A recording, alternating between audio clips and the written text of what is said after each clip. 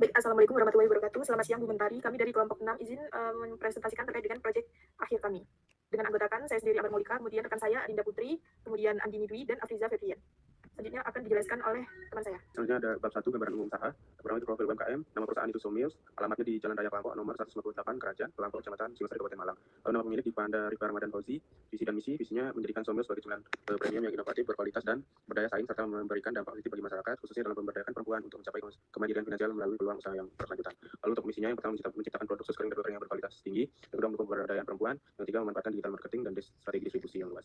Next. Lalu sejarah singkatnya sini usaha ini didirikan pada Oktober 2020 oleh Divanda Rifka Ramadan Fauzi dan kakaknya Novi Handayani. Awalnya produksi dilakukan di Jember, tanpa Divanda dan Buku Pendidikan, dan kemudian dipasarkan di Malang. Next. Deskripsi pemasarannya di sini target pasarnya itu perempuan usia 18 sampai 35 tahun dengan penghasilan menengah ke atas. Penjualan dilakukan melalui berbagai kanal termasuk penjualan langsung ke pelanggan, reseller, kerjasama dengan toko oleh-oleh dan hotel, serta pemasaran digital melalui e-commerce dan media sosial. Lalu selanjutnya ada struktur organisasi. Di sini Divanda Rifka Ramadan Fauzi sebagai owner, lalu Novi Handayani sebagai wakil owner, dan ada beberapa tim operasional yaitu tim produksi, tim packing, dan tim administrasi. Lalu proses produksi produk yang dihasilkan ini berbagai varian. Tahapan utama produksi dimulai dari persiapan bahan baku, lalu pembuatan adonan, setelah adonan jadi tampilkan dalam cetak adonan, lalu setelah itu memanggang dengan semula di oven, lalu setelah itu pendinginan. Nah, selanjutnya dilakukan pengisian coklat, selanjutnya yang terakhir tahap pengemasan. Lalu sistem penggajian di sini Somil menggunakan sistem borongan dan dibayar per hari. Nah, itu sebesar 70.000 per 10 kilo sesuai yang diproduksi. Lalu selanjutnya yaitu misalnya anggaran komprehensif, yang pertama itu data perusahaan, tabel penjualan per bisnis per triwulan itu datanya sebagai berikut, tabel distribusi penjualan per unit produk dan wilayah itu datanya sebagai berikut, tabel harga jual per unit datanya sebagai berikut. Asalnya sini transaksi penjualan Somil itu dilakukan secara tunai 100% tanpa sistem kredit. Lalu anggaran jasa kas jangka pendeknya itu untuk hasil penerimaan Somil sepenuhnya berasal dari hasil penjualan tunai produk, keluarannya pembelian bahan baku, pengeluaran biaya produksi seperti gaji, biaya kemasan dan biaya pemasaran digital.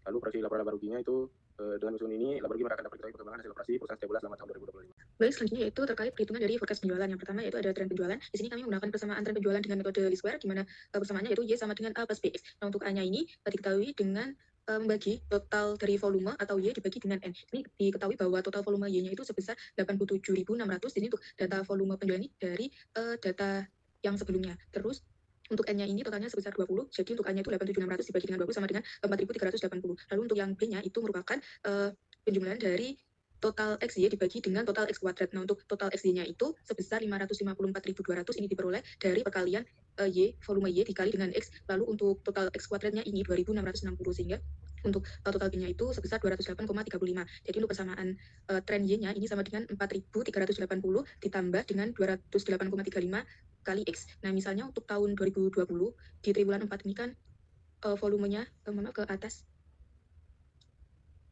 Nah, ini untuk tahun 2020 pada triwulan 4 itu kan volumenya 2000, lalu untuk X-nya kan min 13. Jadi untuk tren Y-nya ini 4.380 ditambah 208,35 dikali X-nya ini min 13, sehingga diperoleh tren Y-nya itu 1.671. Itu pun dengan perhitungan untuk triwulan selanjutnya. Next. Lalu ada perhitungan rasio to trend. Untuk perhitungan rasio to trendnya ini dihitung dengan rumus Y dibagi trennya tadi dikali dengan 100. Nah, untuk triwulan 4 pada tahun 2020 ini kan volume Y-nya itu 2000, lalu untuk tren atau Y-nya yang telah dihitung tadi itu kan 1.671,45. Jadi untuk rasio to trend pada triwulan 4 tahun 2020 itu sama dengan 2000 dibagi dengan 1.671,45 dikali dengan 100, sehingga diperoleh 120 yang merupakan nominal yang telah dibulatkan. Nah, untuk perhitungan untuk triwulan selanjutnya itu juga sama. Selanjutnya itu ada perhitungan indeks musim.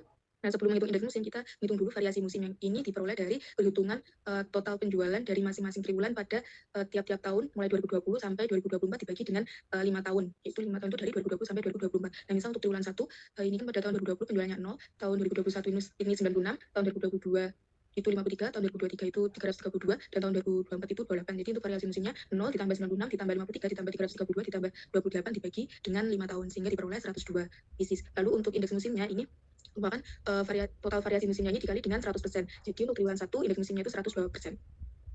Nah, selanjutnya yaitu forecast penjualan untuk tahun 2025. Nah, di sini untuk tren 2025 itu perhitungannya sama seperti yang tadi, yaitu dengan persamaan Y sama dengan 4.380 ditambah 208,35 dikali dengan X. Nah, di sini kan misal pada triwulan 1 tahun 2025 itu kan X-nya 21. Jadi untuk trennya itu 4.380 ditambah 208,35 dikali dengan 21, sehingga diperoleh 8.755. Nah, untuk indeks musimnya itu diperoleh dari perhitungan yang sebelumnya tadi, yang indeks musim, yaitu di triwulan 1 sebesar 102%. Jadi untuk volume penjualan pada triwulan 1 tahun 2025 itu 8.755 dikali dengan 102%, itu diperoleh 8.930. Lalu ada rencana penjualan. Yang pertama itu distribusi penjualan untuk wilayah pemasaran tahun 2025. Di sini penjualannya itu 100% online, dan di sini ada variasi produknya sus kering isi coklat dengan penjualannya itu sebesar 65% dari total, dan sus kering isi tiramisunya 35% dari total. Dan di sini diketahui untuk triwulan 1 volume totalnya itu 8.930. Lalu untuk sus kering isi coklatnya ini kan 65%, jadi dari volume total itu dikali dengan 65%, sehingga untuk triwulan 1 untuk sus kering isi coklat itu sebesar 5.805. Nah, untuk sus kering isi tiramisu itu 8.930 unit dikali dengan 35%, yaitu 3.126. Nah, begitu pun dengan perhitungan pada triwulan selanjutnya. Dan diketahui untuk total penjualannya untuk sus kering isi coklat pada tahun 2025 itu sebesar 21.143 pieces, dan untuk sus kering isi tiramisu itu sebesar 11.384 unit. Nah, selanjutnya itu ada anggaran penjualan perusahaan. Nah, ini yang pertama untuk sus kering isi coklat pada tahun 2025 di triwulan 1 itu kan penjualannya sebesar 5.805. Lalu untuk harganya itu 25.000 per unit. Jadi untuk jumlah penjualannya itu jumlah penjualan dikali dengan harga per unit, sehingga diperoleh harga Rp145.119.926. Lalu untuk triwulan selanjutnya juga sama, sehingga untuk total penjualannya untuk sus kering isi coklat yaitu sebesar Rp528.563.363. Nah, untuk sus kering isi tiramisu juga sama, dan harganya juga sama 5.000. Jadi diperoleh untuk sus kering isi tiramisu itu totalnya Rp284.611.045. Nah, selanjutnya itu ada anggaran produksi. Yang pertama itu rencana persediaan akhir tahun 2025 untuk produksi sus coklat. Nah, di sini kan putaran persediaan tahun 2025 diketahui sebanyak 4 kali. Lalu untuk persediaan awal tahun untuk sus coklat itu 400 pieces. Lalu untuk persediaan rata-ratanya itu 21.143 yang diperoleh dari rencana penjualan sebelumnya, lalu dibagi dengan 4, yaitu tingkat perputaran, sehingga diperoleh sebesar 5.286. Lalu untuk persediaan akhirnya itu dari 2 kali persediaan rata dikurangi persediaan awal, sehingga diperoleh 10.172 unit.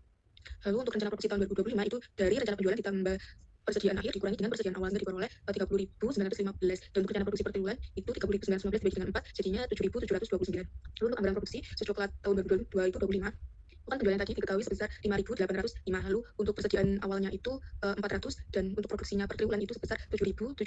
Jadi untuk persediaan akhirnya itu dari total yang tersedia ditambah persediaan awal dikurangi penjualan, sehingga diperoleh 2.324 untuk persediaan akhir. Dan untuk persediaan akhir triwulan 1 ini akan dijadikan persediaan awal di tahun berikutnya, di triwulan berikutnya, yaitu pada triwulan 2. Begitupun dengan selanjutnya. Nah, selanjutnya itu ada rencana persediaan akhir tahun 2025 untuk produk sus tiramisu. Next. Nah, ini perhitungannya juga sama seperti yang perhitungan untuk sus coklat tadi. Next.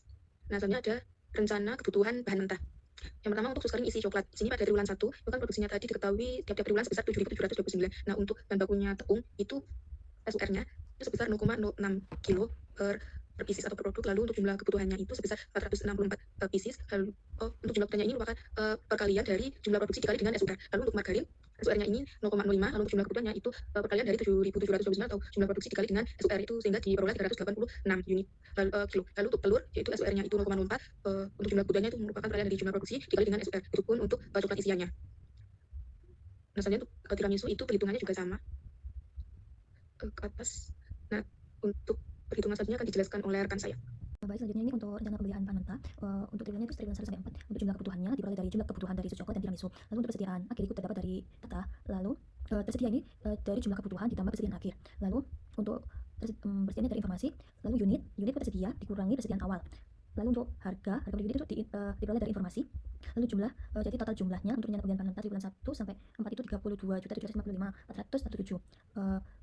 Lalu untuk pembelian bahan mentah margarin, untuk perhitungannya juga sama dengan total 71 juta. Lalu untuk bahan mentah telur 51 juta, dan untuk isian coklatnya 108 juta. Untuk isian tiramisunya total 57 juta. Untuk selanjutnya ini rencana biaya bahan mentah. Untuk jumlah kebutuhannya itu dari perhitungan yang sebelumnya yaitu di 2,5. Lalu untuk jumlah kebutuhan total anggaran biayanya untuk tepung, margarin, telur, dan isian coklat itu 46.372. Begitupun dengan telur 33 juta, untuk isian coklat totalnya itu 209 juta.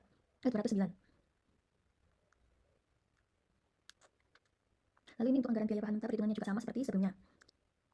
Lalu ini untuk anggaran pemakaian tenaga kerja langsung. Untuk produksi per unit itu diperoleh dari data slide sebelumnya yaitu di 2,4. Lalu untuk tim MH per pieces sama itu juga dari data. Jadi untuk total bagian persiapan bahan baku itu total DMH-nya 1.546. Lalu untuk bagian pengolahan itu 2.782. Untuk bagian pengemasan 927. Lalu untuk rencana biaya tenaga kerja langsung, untuk total DMH-nya itu diperoleh dari sebelumnya itu 2,8. Lalu untuk biaya totalnya itu dari total DMH dikali upah. Dengan total bagian persiapan bahan baku 4.637. Lalu untuk bagian pengolahannya 8.347. Lalu bagian pengemasan 15.766. Lalu untuk bagian persiapan bahan baku dengan total 1.986. Lalu bagian ini untuk sus kering tiramisu ya, bagian persiapannya 1.900. Di bagian pengolahannya 3.900 dan bagian pengemasan 7.400. Baik, selanjutnya yaitu rencana BOP. Di Di sini ada beberapa bagian proses. Yang pertama yaitu persiapan bahan baku. Nah, untuk depresiasi bangunan ini dicarinya itu dari 20 itu luas bagian 1 dibagi dengan total luas bangunan 80, kemudian dikali dengan depresiasi bangunan 50 juta. Totalnya adalah 12.500.000. Untuk depresiasi mesin ini adalah total mesin yang digunakan pada bagian persiapan bahan baku. Totalnya itu 1.200.000 sekian. Kemudian untuk proses 1 ini kebetulan tidak ada TKTL, dan untuk listrik yaitu penggunaan listrik pada bagian persiapan proses 1 dikali dengan tarifnya, sehingga total pada bagian proses 1 yakni 13.804.960 rupiah. Untuk proses selanjutnya perhitungannya sama, cuma kalau ada TKTL tinggal ditambahkan dengan TKTL-nya. Kemudian di sini langsung kita ketahui X, yakni 36 juta sekian ini diperoleh dari total bagian gudang. Kemudian untuk Y-nya 30 juta sekian diperoleh dari total bagian kantor. Nah, untuk 15% ini adalah pemakaian jasa pada masing-masing bagian. Kemudian untuk mencari X-nya kita substitusikan, X-nya dimasukkan lalu Y-nya disubstitusikan dan diperoleh X-nya yakni 48 juta sekian. Untuk Y pun sama, yakni Y-nya dimasukkan. Nah, ini kita masukkan dari hasil X yang sudah kita hitung sebelumnya, diperoleh Y adalah 35 juta sekian.